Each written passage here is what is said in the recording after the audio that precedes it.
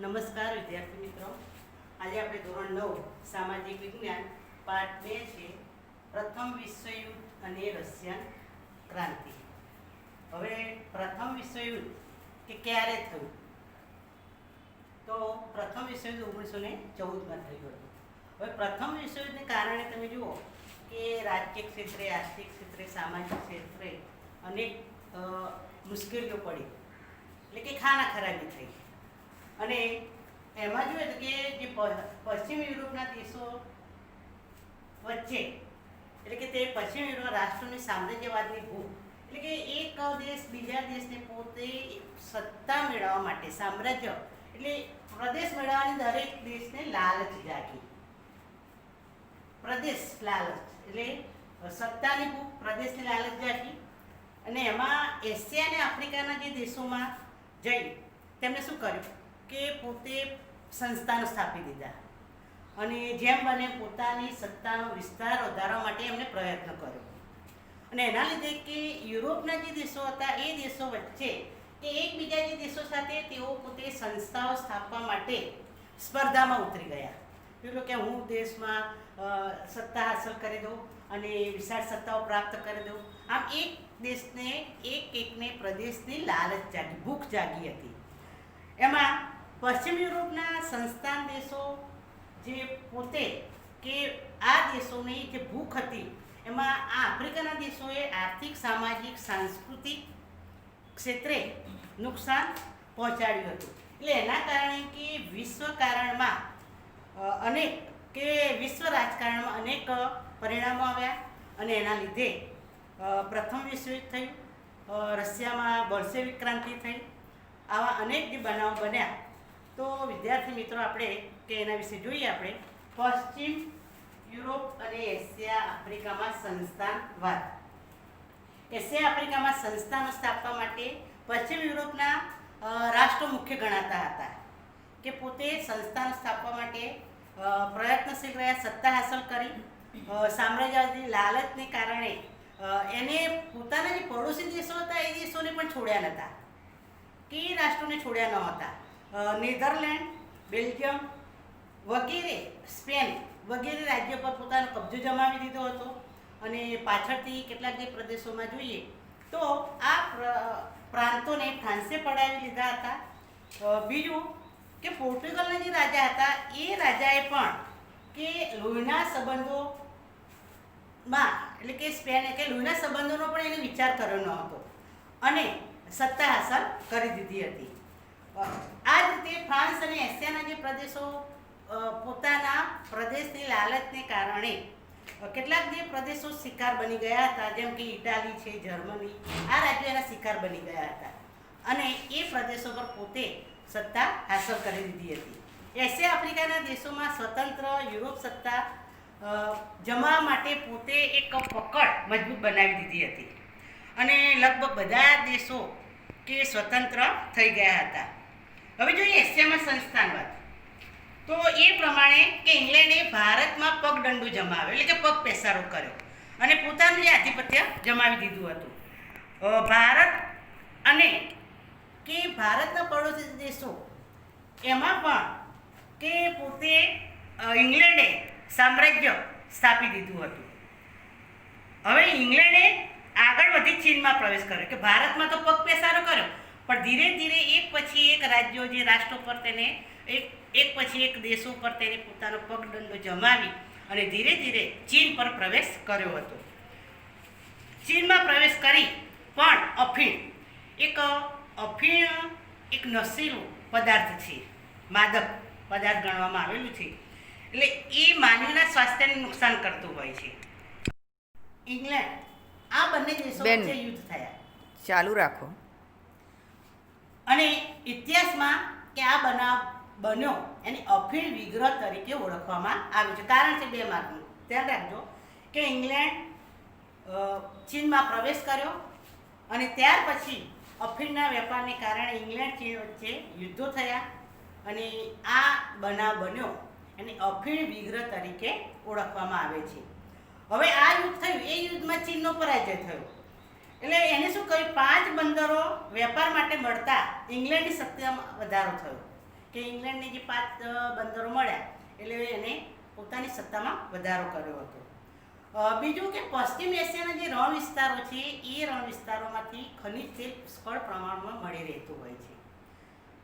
એટલે યુરોપની પ્રજાએ શું કર્યું કે એના તરફ આકર્ષવા લાગ્યા અને ધીરે ધીરે સંસ્થાનો સ્થાપવા લાગ્યા કે કયા તો ઇંગ્લેન્ડ, જર્મની, રશિયા, અમેરિકાએ Iran, Iraq, Kuwait, south Arabia, Bahrain વગેરેમાં તેલ કંપનીઓ સ્થાપી દીધી. આની કે જે રણ વિસ્તારમાં ખનિજ તેલ પુષ્કળ પ્રમાણમાં મળતું હોવાને કારણે તેને સંસ્થાનો સ્થાપી દીધા અને ધીરે ધીરે જ્યાં ખનિજ તેલ મળતું હતું ત્યાં પોતે તેલ એટલે કંપનીઓ સ્થાપી દીધી હતી. આફ્રિકામાં સંસ્થાનવાદ કે 15મી સદીમાં જોઈએ તો એના અંત ભાગમાં આફ્રિકાના દક્ષિણ ભાગમાં સૌ પ્રથમ ડચ પ્રજાએ સંસ્થાન સ્થાપ્યું. આગળ મેં કહ્યું એ પ્રમાણે કે પોતે પોતાની સત્તા હાંસલ કરવા માટે દરેક દેશ પોતે સત્તાના લાલચુ ભૂખ હતી એટલે એક પછી એક સંસ્થાનો સ્થાપતા ગયા. અને ત્યાર પછી કે દક્ષિણ ભારતમાં એક વાક્યનો પ્રશ્ન છે કે દક્ષિણ ભારતમાં સૌ પ્રથમ કે કઈ પ્રજાએ સંસ્થાન, તો સૌ પ્રથમ ડચ પ્રજાએ સંસ્થાન સ્થાપી દીધું હતું. ઔદ્યોગિક ક્રાંતિને કારણે કે ઇંગ્લેન્ડમાં ઔદ્યોગિક ક્રાંતિ શરૂ થઈ અને એ ક્રાંતિને કારણે કાચા માલની તૈયાર એટલે કે કાચા માલની પ્રાપ્તિ માટે તૈયાર માલ વેચાણ માટે આફ્રિકાનો વિશાળ વિસ્તાર વધારે અનુકૂળ જણાયો. એને જે કાચો માલ મળતો હતો એટલે એના માટે આ અનુકૂળતા વધારે જણાય. એટલે શું કર્યું કે યુરોપિયન જે દેશોએ તેને પોતે પણ ત્યાં સંસ્થાનો સ્થાપવાની શરૂઆત કરી દીધી હતી. ત્યાર પછી સામ્રાજ્ય એટલે કે પ્રાદેશિક વિસ્તારો મેળવવા માટે એકબીજા વચ્ચે સ્પર્ધાઓ શરૂ થઈ ગઈ અને સત્તાની ખેંચમતાણ કરવા લાગ્યા. એકબીજા પર સત્તા હાંસલ કરી અને આમ સામ્રાજ્યવાદ વિસ્તાર દીધો હતો. એક તરફ યુરોપના સંસ્થાન ભૂખ્યા હતા એટલે કે એક બાજુ યુરોપના લોકો સંસ્થાનો મેળવવા માટે ભૂખ્યા હતા અને આફ્રિકાના પ્રદેશો પર તેને શું કર્યું પોતાના સંસ્થાનો સ્થાપી દીધા હતા અને એ સંસ્થાનો સ્થાપી પોતાના હસ્તક કરવા માગતા હતા. બીજા દેશમાંથી આવી અને પોતે સંસ્થાનો સ્થાપી દીધા અને પાછા એ સંસ્થાનો પોતાના હસ્તક કરવા માગતા હતા. જ્યારે બીજી બાજુ જર્મનીએ ઇટાલીમાં એકીકરણ કર્યું એટલે કે એક થવું. એટલે જર્મનીએ ઔદ્યોગિક ક્રાંતિ, વેપારના ક્ષેત્રે, ત્યાર પછી સંસ્થાનીકરણ આ હરીફાઈ કરવા લાગ્યું અને એ હરીફાઈ થતાં કે રાજકીય, આર્થિક, સામાજિક ક્ષેત્રે કે શોષણ થવા લાગ્યું. હવે પ્રશ્ન છે પ્રથમ વિશ્વયુદ્ધ ક્યારે થયું અને એના પરિબળો કયા છે? તો પ્રથમ વિશ્વયુદ્ધ મેં કહ્યું એ પ્રમાણે કે 1914માં થયું હતું, બરાબર, અને 1918માં થયું હતું. હવે કે આ પ્રથમ વિશ્વયુદ્ધ જે થયું એનું કોઈ કારણ ન હતું, એના ઘણા પરિબળો હતા અને પ્રથમ વિશ્વયુદ્ધને કારણે કે જાનમાલને આર્થિક ક્ષેત્રે, સામાજિક ક્ષેત્રે, રાજકીય ક્ષેત્રે અનેક નુકસાન ભોગવવું પડ્યું હતું. તો આધુનિક વિશ્વમાં હૃદયદ્રાવક અવિસ્મરણીય ઘટનાઓ જોઈએ તો પ્રથમ વિશ્વયુદ્ધનો સમાવેશ કરવામાં આવેલો છે. તે મેં કહ્યું એ પ્રમાણે કે પ્રથમ વિશ્વયુદ્ધમાં કોઈ કારણ જવાબદાર નહોતું, ઘણા બધા પરિબળો જવાબદાર હતા. તો કે 1 ઓગસ્ટ 1914ના રોજ પ્રથમ વિશ્વયુદ્ધની શરૂઆત. આ એક વાક્યનો પ્રશ્ન અથવા જોડકામાં અથવા વિકલ્પોમાં અથવા ખાલી જગ્યામાં ગમે તે કે પ્રથમ વિશ્વયુદ્ધની શરૂઆત ક્યારે થઈ, બરાબર. હવે તો પ્રથમ વિશ્વયુદ્ધ જે શરૂ થયું તો એનું મુખ્ય કારણ કયું બન્યું? તો ફ્રેન્કફર્ટની સંધિ થઈ. હવે એમાં શું હતું કે 1914માં પ્રથમ વિશ્વયુદ્ધ થયું, એમાં જર્મનીએ સેડાનની લડાઈમાં ફ્રાન્સને પરાજય આપ્યો અને આને કારણે ફ્રાન્સને ફ્રેન્કફર્ટની સંધિ કરવી પડી હતી, એટલે કે સમજૂતી કરવામાં આવી હતી. હવે આ અનુસાર શું કરવામાં આવ્યું કે સંધિ કરવામાં આવી એટલે એને યુદ્ધ દંડ લાદવામાં આવ્યો, એટલે કે યુદ્ધ દંડ કરવામાં આવ્યું. એટલે એ યુદ્ધ દંડ પોતાના બે પ્રદેશો આલ્સેસ અને લોરેન્સ, આ પ્રદેશો જર્મનીને આપવા પડ્યા હતા. એટલે ફ્રાન્સે શું કર્યું કે ફ્રાન્સને એમ થયું કે આ મારું અપમાન છે, એટલે આ અપમાન એને લાગ્યું, એટલે એને એમ લાગ્યું કે અપમાન ક્યારે હું ભૂલી શક્યું નહીં, એટલે એને ફ્રેન્કફર્ટની સંધિ જ એક પ્રથમ વિશ્વયુદ્ધનું કારણ ગણવામાં આવેલું છે. પ્રશ્ન આવે તમારે કે પ્રથમ વિશ્વયુદ્ધનું કારણ કયું છે? તો ફ્રેન્કફર્ટની સંધિ. હવે કયા કયા પરિબળો છે? તો પહેલું આર્થિક પરિબળ, પ્રથમ વિશ્વયુદ્ધના પરિબળો. તો પહેલું શું હશે? આર્થિક પરિબળ.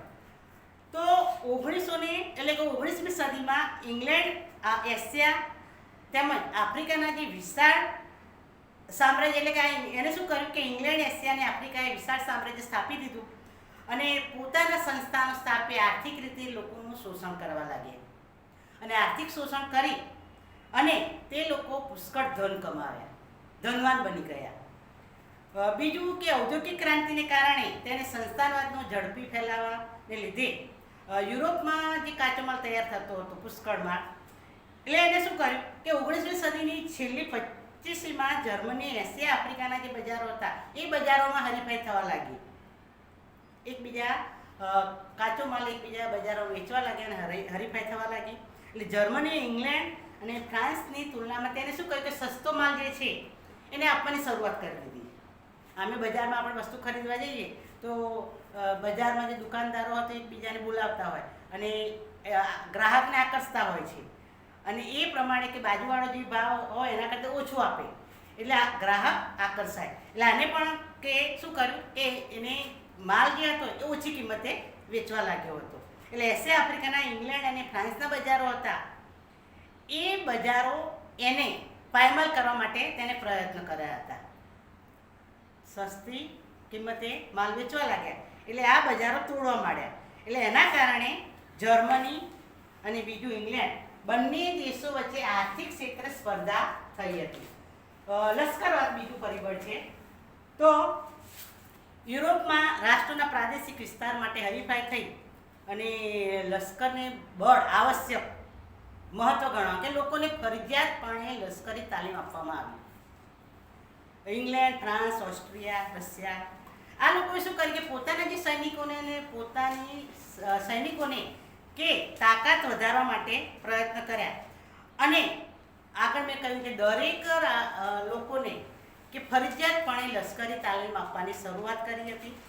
પોતાનું રક્ષણ, સ્વરક્ષણ એટલે કે પોતાના રક્ષણને બહાને શસ્ત્રોનું ઉત્પાદન વધારવા લાગ્યા. જે ઘાતક શસ્ત્રો કે દિવસને રાત કારખાના ચાલુ કરી દીધા, જેમ બને વધારે શસ્ત્રોનું ઉત્પાદન શરૂ કરવા લાગ્યા. એક બાજુ લશ્કરવાદને ઉત્તેજન આપવામાં આવ્યું એટલે આર્થિક સ્પર્ધામાં લશ્કરી સ્પર્ધા ઉમેરાતા કે યુદ્ધને વધારે ઉગ્ર બનાવવા માટે પ્રયત્ન કર્યો. ત્રીજું છે જૂથબંધી, ગુપ્ત સંધિઓ. તો કે પ્રથમ વિશ્વયુદ્ધમાં જૂથબંધીઓ અને કેટલાક ગુપ્ત કરારો કરવામાં આવેલા હતા અને એમાં પ્રથમ વિશ્વયુદ્ધ પહેલાં 2 જૂથોમાં વહેંચાયેલું હતું. તો કઈ તો એક બાજુ જોઈએ તો કે જર્મની, ઓસ્ટ્રિયા, હંગેરી, બલ્ગેરિયા, તુર્કસ્તાન અને બીજી બાજુ જોઈએ તો ઇંગ્લેન્ડ, ફ્રાન્સ, રશિયા અને જાપાન. આ 2 ભાગમાં જૂથ વહેંચી દેવામાં આવ્યા હતા. હવે આ જૂથને કારણે કે એકબીજા દેશો વચ્ચે દુશ્મનાવટ, શંકા, કુશંકા, ભય, તિરસ્કારની ભાવના ઉદ્ભવી. એટલે આ પણ એક પ્રથમ વિશ્વયુદ્ધનું પરિબળ ગણવામાં આવ્યું છે. ઉગ્ર રાષ્ટ્રવાદી ભાવના. બેલ્જિયમ અને ગ્રીસની સ્વતંત્રતામાં આગળ મેં કહ્યું કે ઇટાલી અને જર્મનીનું એકીકરણ થયું. એટલે કે આ બંને રાજ્યો જે દેશો એટલે એક થયા. રાષ્ટ્રવાદના પરિણામો હતા અને એમાં કે રાષ્ટ્રવાદની ભાવનાને વધારે ઉગ્ર સંકુચિત ધારણ કર્યું. એટલે કે યુરોપના આર્થિક ઈર્ષાઓ, ખેંચમતાણ, એકબીજાની સ્પર્ધાઓ, સામ્રાજ્ય એટલો બધો વધી ગયો હતો કે એકબીજાના રાષ્ટ્રોના હિતોને ટકરાવવા માટે એટલે દરેક પોતે એમ વિચારતા કે પોતાના જે રાષ્ટ્રો જે છે એ રાષ્ટ્રો સૌથી શ્રેષ્ઠ માનતા હતા. એટલે કે અને બીજાના પ્રજાજનોને ઉગ્ર રાષ્ટ્ર આક્રમક દેશભક્તિના પાઠો ભણાવ્યા. એટલે મેં કહ્યું કે પોતાના દેશ પ્રત્યે પ્રેમ અને બીજાના રાષ્ટ્રો પ્રત્યે ધૃણા, નફરત, તિરસ્કાર આપવામાં આવ્યું હતું. જર્મન સમ્રાટ કૈસર વિલિયમ બીજો ઉગ્રવાદ અને રાષ્ટ્રવાદનો પ્રણેતા. જો આ પ્રશ્ન આવ્યો કે સામ્રાજ્યવાદનો પ્રણેતા કોણ હતો તો જર્મન સમ્રાટ કૈસર વિલિયમ. હવે એને વિશ્વ પ્રભુત્વની નીતિમાં માનતો હતો સમ્રાટ કૈસર વિલિયમ. એટલે પોતાની પ્રચંડ લશ્કરી તાકાતનું બળ વધારે વધારે એટલે કે લશ્કરી બળ વધારવા માટે પ્રયત્ન કર્યો અને પોતે પોતાનું ધાર્યું કરવા માગતા હતા. પહેલાંના જે સમયમાં રાજાશાહી હતી, બરાબર, એટલે રાજાઓ પોતાનું જ ધાર્યું કરે. એટલે એ પ્રમાણે કે જર્મની જેમ રાષ્ટ્રો યુદ્ધ ભાવના ફેલાય એ પણ એક પરિણામ કે ગણવામાં આવેલું છે. વર્તમાનપત્રનો ફાળો તો એમાં યુરોપના રાષ્ટ્રોમાં વર્તમાનપત્રોમાં ખોટા જૂઠા લખાણો શરૂ કરી દેવામાં આવ્યા હતા. લોકો પ્રજા ઉશ્કેરાય એવા લખાણો કે સમાચાર પત્રોમાં આવવા લાગ્યા, વર્તમાનપત્રોમાં અતિશયોક્તા ભર્યા જૂઠા લખાણો આવવા લાગ્યા. એટલે પ્રજાનામાં એકબીજા પ્રત્યે નફરત જાગવા લાગી કે પેપર આપણે કંઈક વાંચીએ કોઈના વિરુદ્ધમાં, તરત જ માનવીના મનમાં શંકા કુશંકા ઊભી થતી હોય છે. એટલે આમાં પણ કે વર્તમાનપત્રમાં ખોટા લખાણો, ત્યાર પછી એકબીજા પ્રત્યે ઉશ્કેરણીજનક જે અતિશયોક્તિ ભર્યા લખાણો, એટલે પ્રજાનામાં ઝેર આપવાના પ્રયત્નો કર્યા. એટલે શું થયું, પ્રજા એકબીજાને એક દુશ્મનાવટની લાગણી વધારે થઈ. એટલે દુશ્મનાવટની લાગણી એટલી હદે થઈ કે સત્તા સ્થાને બેઠેલા લોકો શાંતિ સ્થાપવા માટે કે સમાધાન કરવા માટે કંઈ પ્રયત્ન કરી શક્યો નહીં. છઠ્ઠું છે યુદ્ધ અંગેનું તત્વજ્ઞાન. યુરોપમાં યુદ્ધ એ કલ્યાણ નીતિ જોર પકડી. યુરોપને યુદ્ધ કે જેમ બને કે યુદ્ધને વધારે મહત્ત્વ આપવા લાગ્યા હતા. એટલે ટ્રીટસ કે જેવા જર્મન લેખક હતો એને આ સિદ્ધાંત પ્રચલિત કર્યો કે શક્તિમાનને જીવન જીવવાનો અધિકાર છે. અને એને એ કહ્યું કે યુદ્ધ એક રાષ્ટ્રની જરૂરિયાત છે. આવું એને કહ્યું હતું. શું કહ્યું કે યુદ્ધ એક રાષ્ટ્રની જરૂરિયાત છે. નીત્સે નામના લેખક, જર્મન લેખક, એને તો પણ એટલું સુધી કહ્યું છે કે પવિત્ર કાર્ય ગણવામાં આવેલું છે યુદ્ધને. હવે ઓસ્ટ્રિયાના રાજકુમાર, હવે આનું કારણ શું છે કે જ્યારે ઓસ્ટ્રિયાનો રાજકુમાર અને એની પત્ની રાજમહેલની અંદર લશ્કરી કવાયતનું નિરીક્ષણ કરવા નીકળ્યા હતા. અને એ સમયે બ્લેક હેન્ડ નામની સંસ્થા હતી. એ સંસ્થાએ કે ગોળી મારી, ઉગ્રવાદીની સંસ્થા હતી, એ સંસ્થાએ ગોળી મારી તેની હત્યા કરી હતી. હવે આ હત્યા જે થઈ એનો પાછળ કે કોનો હાથ છે, તો કે સર્બિયાનો હાથ હોવાનો ઓસ્ટ્રિયાનો આક્ષેપ મૂક્યો હતો. અને એને કહ્યું કે 48 કલાકમાં આને પકડી લાવવો જોઈએ અને એને ઓસ્ટ્રિયાની સમક્ષ તેને હાજર કરવો. આવું સર્બિયાને એક આખરી નામું આપ્યું હતું.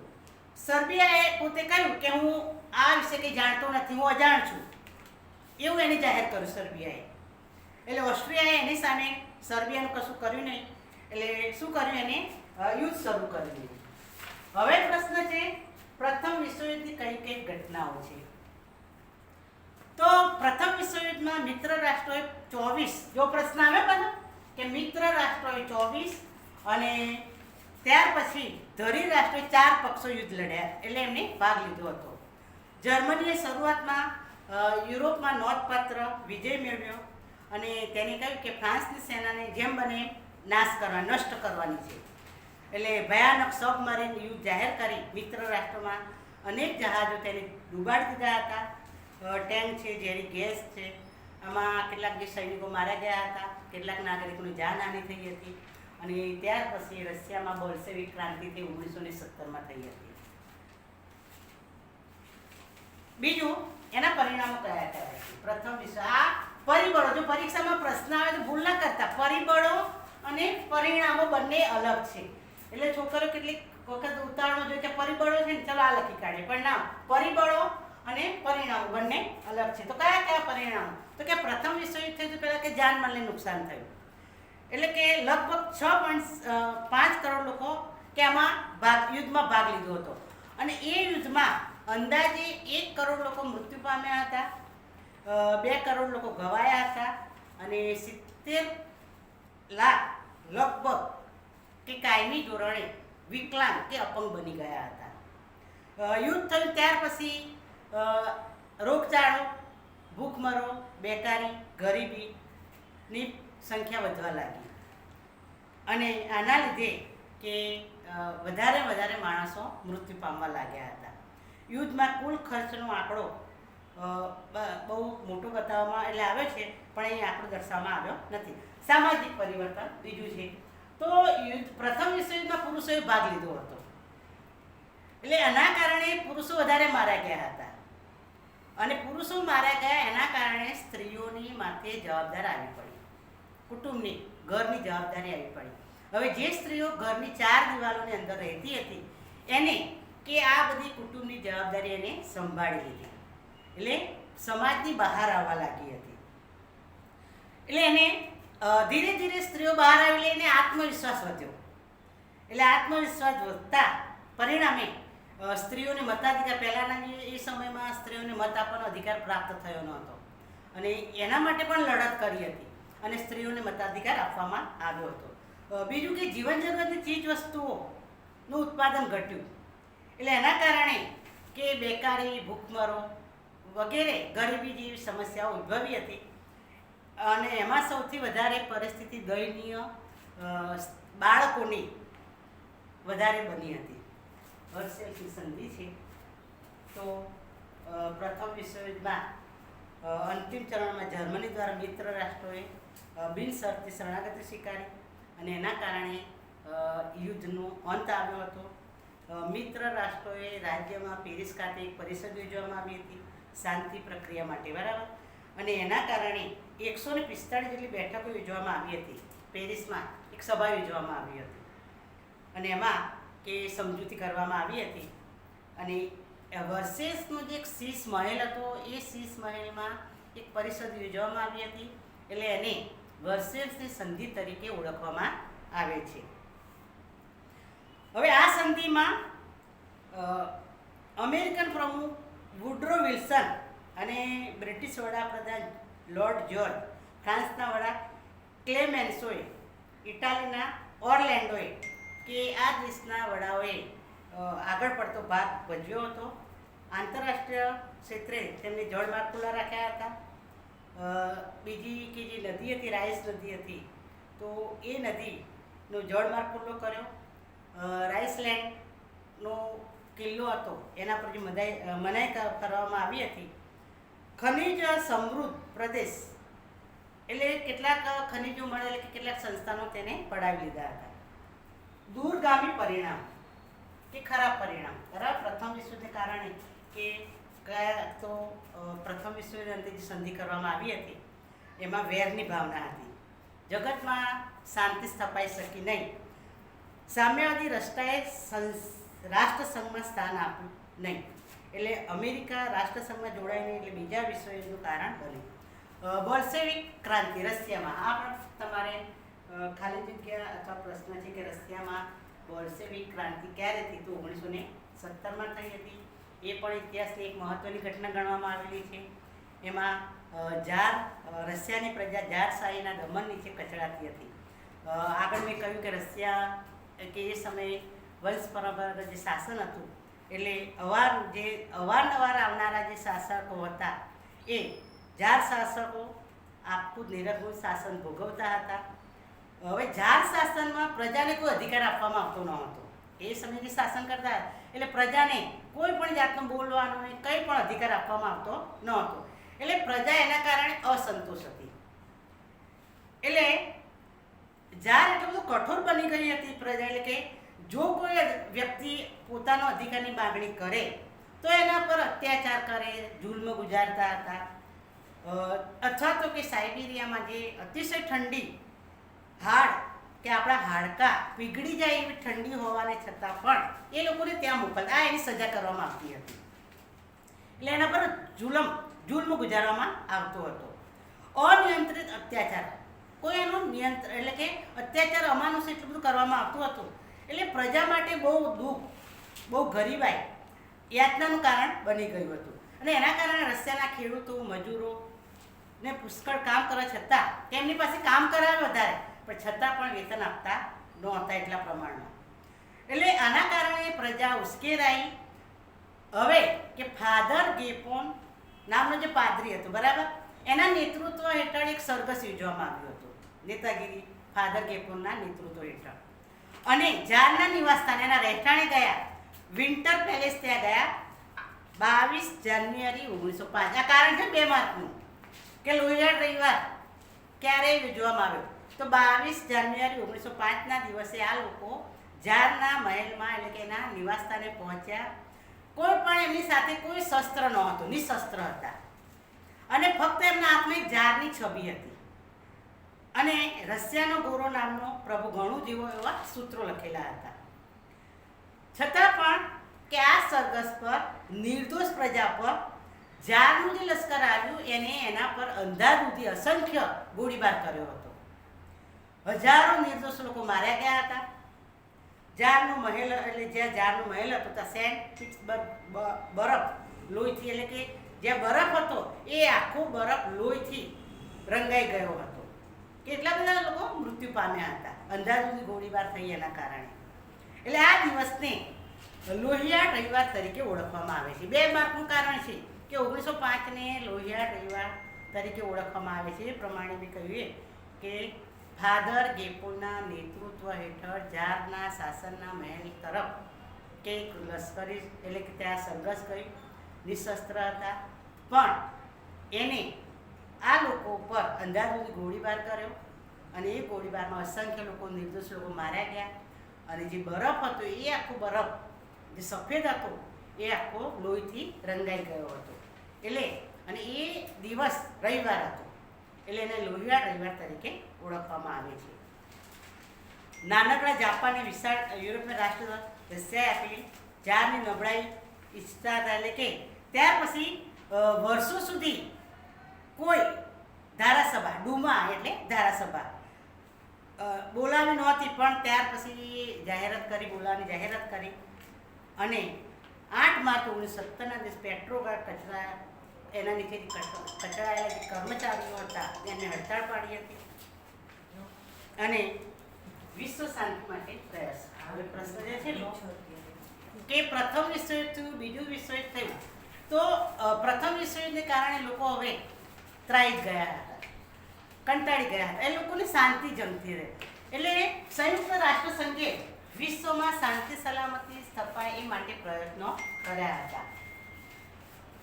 વિશ્વની ભયાનકતા, વિશ્વના દેશોને વિશ્વ શાંતિ અનિવાર્ય સમજાઈ અને આંતરરાષ્ટ્રીય સંગઠનની આવશ્યકતા સમજાતા કે વિશ્વમાં શાંતિ સ્થાપવા માટે વિચારણા કરવામાં આવી અને અમેરિકાના રાષ્ટ્રપ્રમુખ વુડરો વિલ્સને રાષ્ટ્રસંઘની સ્થાપનામાં એક મહત્વનું યોગદાન આપ્યું હતું અને એ વુડરો વિલ્સને 14 મુદ્દાને આગળ ધરી પેરિસમાં શાંતિ પ્રક્રિયા કરી 10 જાન્યુઆરી 1920ના દિવસે રાષ્ટ્રસંઘની સ્થાપના કરવામાં આવી હતી. હવે આ પ્રશ્ન છે ધ્યાન આપો 3 માર્કનો કે રાષ્ટ્રસંઘના ઉદ્દેશો કયા કયા છે. તો જો એ 6 દર્શાવવામાં આવેલા છે. કયા કયા ઉદ્દેશો ખાસ ધ્યાન રાખજો. તો પહેલા તો કે આંતરરાષ્ટ્રીય શાંતિ સલામતી જાળવવી એટલે કે વિશ્વમાં શાંતિ સ્થપાય એવા પ્રયત્નો કરવા જોઈએ. બીજું કે દરેક રાષ્ટ્ર અન્ય રાષ્ટ્રની અખંડિતતા જાળવે કે દરેકે પોતાના તેમજ અન્ય રાષ્ટ્રની અખંડિતતા જળવાય એ માટે પ્રયત્નો કરવા જોઈએ. ત્રીજું છે યુદ્ધ નીતિનો ત્યાગ. બને ત્યાં સુધી યુદ્ધ કરવું નહીં, શાંતિથી કોઈ પણ શસ્ત્ર વગર ભેગા થઈ કોઈ પણ પ્રશ્ન હોય તો એ પ્રશ્નનો ઉકેલ વાટાઘાટો, ચર્ચા વિચારણા દ્વારા શાંતિમય રીતે તેનો ઉકેલ લાવવો જોઈએ. આંતરરાષ્ટ્રીય સંબંધો વિકસાવવા કે દેશ વચ્ચેના સંબંધોને વધારે મજબૂત બનાવવા માટે એટલે કે ગાઢ બનાવવા જોઈએ. આગળ મેં કહ્યું કે આંતરરાષ્ટ્રીય ઝઘડાઓનો શાંતિમય રીતે ઉકેલ લાવવો જોઈએ. કોઈ પણ શસ્ત્રોનો ઉપયોગ કર્યા સિવાય શાંતિમય રીતે તેનો ઉકેલ લાવવો જોઈએ. જો કોઈ રાષ્ટ્રસંઘ કે મધ્યસ્થી જો એની કોઈ અવગણના કરે તો એને બળવાખોર રાષ્ટ્ર જાહેર કરવું કે આ બધા નિયમો જે છે જો એનો ભંગ કરે, નિયમો ન પાડે અથવા તેની અવગણના કરે તો એ રાષ્ટ્રને કેવું બળવાખોર રાષ્ટ્ર જાહેર કરવું જોઈએ.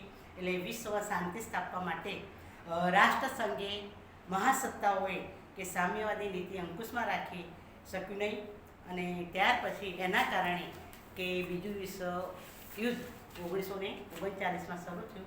પ્રશ્નો નોટમાં બધા લખી કાઢજો. બરાબર. આભાર.